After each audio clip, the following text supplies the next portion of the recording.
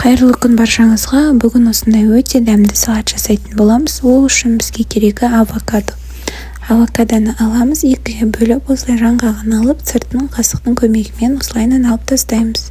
Одан кейін алған кезде осылайынан шығу керек. Түбін солонка қылып тураймыз. Одан кейін қызанағымызды алып солонка қылып тураймыз. Барлығын бір ыдысқа саламыз. Одан кейін киярымызды да дәл солай солонка қылып турайтын боламыз. Оны да ыдысымызға салып аламыз.